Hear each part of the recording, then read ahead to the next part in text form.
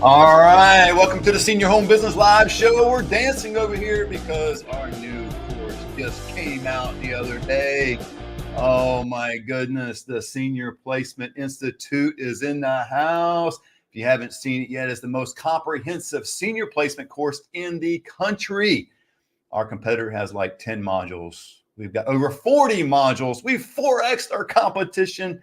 Documentation, bonus section, weekly coaching, monthly workshops, one-on-one coaching. And guess what? We've got testimonials from actual students, not made up students that have actually been in the business and done this business for quite some time. So check out the Senior Placement Institute down below if you like. You can click a link down below and join a free senior living online group.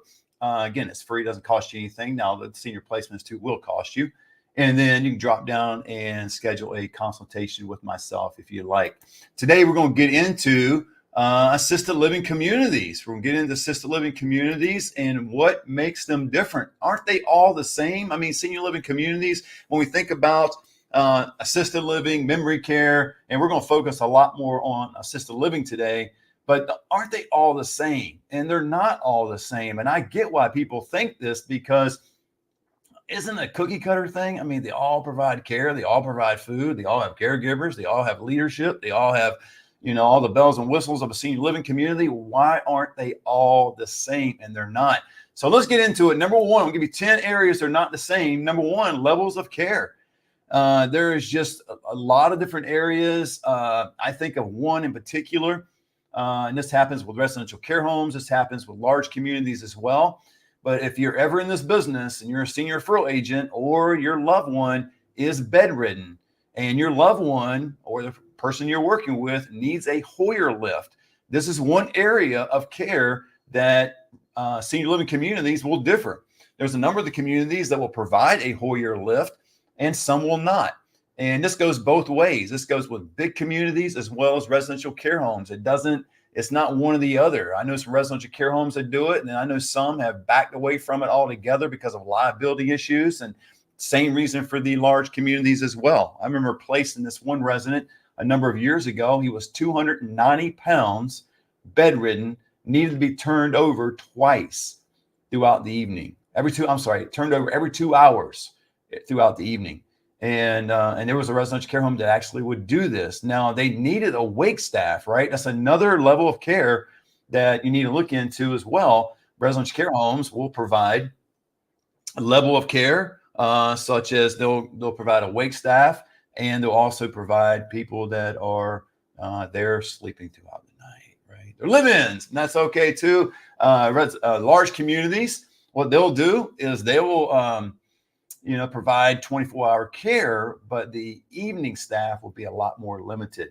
I think I've got one of my students out there on board, ready to go. Terry, let me know when you're ready to jump on. There she is. Let's hop and get Terry on board. What's up, Terry? How are you? I'm driving, so I'm going to put you, I have to jump off camera, but I'm just getting excited, gearing up, getting to meet all the communities in my area. It's been amazing. I've been touring like a maniac. Oh, hey, real quick, before you get off, tell us a quick story real quick, or something that maybe it might even be a story, but something that kind of struck you about a certain community that you liked. One thing that I loved, I'm here in Arizona, and Arizona long-term care Altex is like a Medicaid for seniors. And I went into one community, and they take 85% of their residents are on Altex. And I was so excited to see a community that was that willing to work with people who didn't have the means to afford something incredible. And then not only did they do the Altex, but they've also lowered their rate for this summer. And instead of $6,000 a month, it's $3,600 a month. Oh, beautiful, beautiful. And it was just a wonderful experience, a beautiful community. People there were happy. You could just tell it was just a good place. It was a good overall vibe. And so it was just such a neat thing to find a community like that where, as a resource, for someone who might not be able to pay top dollar. And it was exciting to see that. Absolutely. Well, Terry, thank you so much for sharing that. Really, thank you for coming on. And we really enjoy having you in the community. And it's just exciting working with seniors, isn't it? Real quick, is it exciting? It is. It's really neat to find solutions for people who don't know how to find them for themselves. Yeah. Absolutely. Well, Terry, thank you. You have a great day. Great talking to you. Drive Good to safe. talk to you, Keep your man. eyes on the road. Bye bye. Right. All right, that was one of our students just hopped on, and some of our students might be providing some comments. If they do, I'll put them up on the screen. Just put it in the chat, and others want to pop on, they can do that as well. But let's get into it. We talked about levels of care. Another area that makes assisted living communities, the senior living communities in general, different is size and layout, right? I mean, there's some that are really, really big. I know some communities that have 250 beds, and you might know more. And then a lot of them are 100 beds, and you get down to the residential care homes that are 6 beds, and sometimes you can have 16 beds, 32 beds, things like that. But the size and layout really matters because, you know, depending on how you feel, let's say you're the adult kid and you like things that are big and better. And that's the way I like things that are big and I like them better. But I used to work for a large community back in the day. And I remember a number of residents that came in that large community, looked like a resort community. And a number of them just looked around and they were not in awe of the place, like, oh my gosh, it's beautiful. They were intimidated by the place. They just were like, this is too big. This is too much. So you got to have a happy balance, right? So this is a message to the families out there when you're searching for your loved one. Make sure the size fits the personality and the preference of your loved one, and the layout. I mean, the layout is big too, right? I've seen some communities where the dining hall, man, the restaurant is way down the road. And it's like, oh my gosh, can I get an Uber to get something to eat? Or should I just order Uber Eats, right? I was like, oh man, but the layout is a big deal, right? So next thing would be number 3 is services and amenities. Okay, so we all know the services that these communities provide as far as meals, housekeeping, any activities of daily living. So if you hear of ADLs out there and you don't know what that means, essentially just means activities of daily living. Okay. And so, but beyond that, what about some amenities? There are some communities that will provide a pool. Now, you might not like a pool, you might not prefer one, but there might be a loved one that would and would love to do some water aerobics, would love just to maybe sit or lay down by the pool. That'd be kind of cool. Some of them have recreational fitness areas that you can go to. There's ones out there that have beauty salons, chapels, things like that. So not all of them have these things, right? So don't go to one community and you might end up at the community that has all these different amenities and you just are assuming the others have it as well. Or you go to one community and the price is just in the sweet spot. It's the right spot, right where you want it, right? Kind of where you, let's say $3,800 or whatever. And then you call another community and they're at $5,000. And you might go, oh my gosh, they're $1,200 more. Why are they $1,200 more? They might provide more amenities. But again, you might not need these amenities, right? Or you might not even want these amenities. So don't, on the other hand, don't pay for something that you don't need. Number 4 is specialized care. So assisted living communities will have memory care attached to it in some way. At least a lot of them do. Now, you might find some assisted living communities, and that's all they are. But a lot of times they do have a memory care community right next door. You usually got to go through some door. You got to put a code through it, and it's just a whole different thing. But there's specialized care that you want to look at. Number 5 is location. Now, this, I know in real estate, it's location, location, location. And this business, sometimes it's no different. I'm going to give you a story where I have a community in my area, and I'm not going to name names because I love all my communities and I deal with all of them. But, you know, there is one, and I can't even say the highway in case somebody's watching me on screen, but there is a community that looks like a resort. It's not the community, guys. If you're following me, the community I used to work with is a totally different community, but they're right off the freeway. They look great. They got wooden beams and just the whole place is just beautiful. I mean, you go by there at 10 o'clock in the morning, you would just fall in love with this location. However, what you need to do is go by at 10 o'clock at night. When you go by 10 o'clock at night, it changes. There's a convenience store, gas station across the street, apartment complex right next door. And when all this stuff happens at 10 o'clock at night, the atmosphere changes. It just does. So when you think about location, I know sometimes as adult kids, loved ones of our parents and ones that we're helping, we kind of think of convenience. I want to go see my mom or dad, and this community is on the way to work. This community is close by where I live.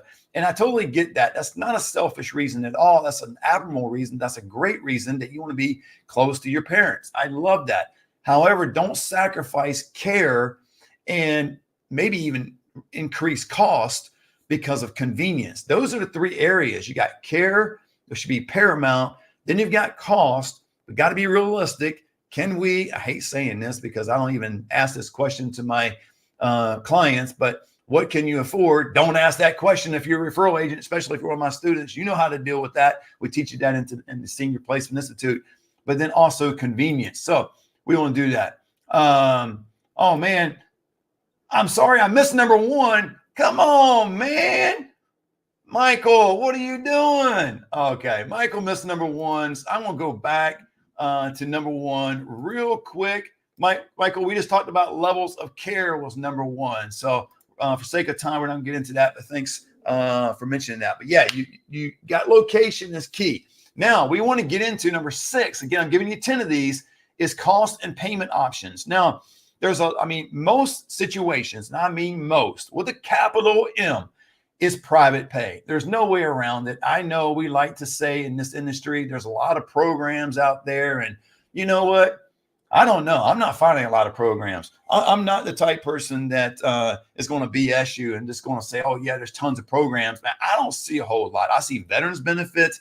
I see in 49 states, Medicaid. In California, we call it Medi-Cal because we got to be different. I see a little bit of that, which you really can't pay. It's for insurance purposes. There's long-term care. But let me give you, there could be some alternatives that are out there. Let me give an example of a resident. Now, this happened years ago. It's only happened one time in my career as a senior placement guy, senior living agent, senior living specialist, expert, whatever you want to call me. I don't call myself an expert. Some people do. But anyway, I digress. So this is one individual I was going to help. This guy was in the process of selling his home. And he was going to sell it, and he was going to have enough money to pay for his care. However, in the meantime, he only had $1,000 a month. So what I did was I ended up working out a deal. And again, this has only happened one time, you guys. I know it's an isolated incident. I know some communities that will hear me out there on this channel will go, oh my gosh, this will never happen in our community. I get it. This did happen. So this resident moved into this community paying $1,000 a month for rent plus care. And in 4 months' time, when his house closed and he got his money, he was able to pay the money back. I don't remember the exact cost. It was somewhere around $4,000. So he had to pay 3 times 4, $12,000. And then he was able to use the rest of his money going forward and live there and be taken care of. So there are some payment options. If you're in the industry, you're one of my students, or you're just in the game and you're not one of my students, just be open. Be open to negotiating with communities, being open to being a problem solver. I mean, every problem has an answer. Every problem has a solution. And I want you guys to get that. So let's get down to number 7. We got 10 to take care of this morning. And it could be afternoon wherever you are. It could be evening if you're in Australia somewhere. And it could be the next day. I don't know. But here in California, we're still in the morning. Cultural and religious focus is number 7. Happens all the time. I've had people in a low percentage, but I've had some over time would prefer a certain community because of a cultural or religious affinity. And that's okay. And you need to work with them on that. I know one individual, one in a certain community up here, because all the communities where he lived, he was 4.5 hours away from dad down south. And all the communities that he'd rather get dad into down there were fully occupied.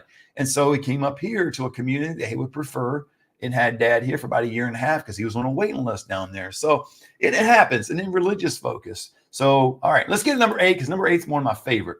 Staff to resident ratio. Oh my gosh, this is so important.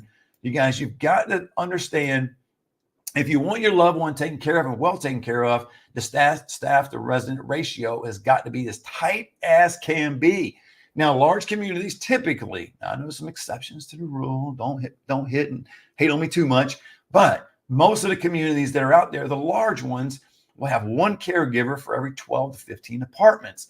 That works on a, when you have a caregiver, it's on a schedule, on a routine basis, where she goes to apartment number 1, takes care of the ADLs, and goes to apartment number 2, and then so on and so forth. However, when you have a resident that pushes a pendant, yells, rings a bell, whatever communication they got in the community, most times the pendant, hopefully it works. And what happens is the caregiver goes there, throws her off her schedule. I know other people on part of the community will join in, but then it takes them away from their other areas of responsibility. So it's a whole big thing. So here's my thing.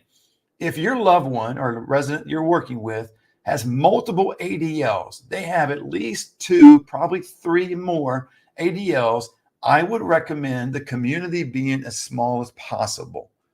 That way you get the best care available, right? Everybody wants one-on-one care, but we all know that's just freakish and ungodly expensive, right? I mean, assisted living's no cheap thing either, but man, one-on-one is just off the, it's just not possible for a lot of people. So you want to get as close to that one-on-one as you can. That's where the staff to resident ratio, if you can get that minimized, that'd be great. Last 2, reputation and accreditation may not be as big a deal to you. There's a lot of communities that are chained. They're part of a lot of communities that are out there, and then some are privately owned. I don't know if that's going to be a big deal to you or not. My experience is when you're dealing with a privately owned community, it's a little bit easier to deal with, not deal with, guys, not like they're better, like the chains don't care for residents, things like that. But if you want ever to negotiate, maybe price, maybe have some exceptions, maybe a preference in food, kind of changing the menu, things like that. So, it privately owned tends to be a little more flexible. The chain communities tend to have a little more red tape. It's understandable. I'm not complaining. I'm not bagging you guys. It's just the nature of the beast, right? And then finally, pet policies. Your loved one may want a pet. I had a guy that was bedridden, and he wanted his pet there, and his dog laid at his feet 24/7 and just laid there. Now that the community, and that was a care home, made an exception to the rule, because usually these communities got some guidelines when it comes to pets. They want the resident to be able to take care of the pet. Okay. That means you're going to have to feed your pet, water the pet, usually take the pet outside, usually. And they're going to want the dog to be vaccinated, right? Or the cat, usually it's a dog, but you got all the shots. That's number 2. And number 3 goes without saying, but they're going to make sure your pet is a friendly pet. They don't want to be giving no tours in this community and your dog's trying to take somebody's leg off. That's not going to happen, right? So you got to make sure, hey, the resident typically can take care of the pet. I know in my example, the caregivers did it. There was an exception to the rule. Usually they want the resident to take care of the pet. Usually want their pet to be updated with immunization shots and all that. And they also want the dog or the pet to not be vicious. They love when the pet is friendly to everybody. It brings out a certain morale with residents. They love that kind of thing. So those are the 10 areas that I wanted to cover today. And I just want to remind you guys, don't forget about the Senior Placement Institute. Again, it's the most comprehensive senior placement course in the country. We blow out the competition. They don't come close to what we got. I would invite you to schedule a consultation with me. If you want to see both, I will show you what my competition has. 10 little modules. And one of them is like, oh, let's give an introduction. And then the second module is, oh, let me give you an introduction to the introduction. This is like, it blows me away. We go over 40 modules in this. We do a deep dive into this industry. So if you're serious about getting involved in this industry, don't spend thousands of dollars to the competition. We can come over here. We can help you out. So hopefully this was helpful to you guys. Till next time, God bless.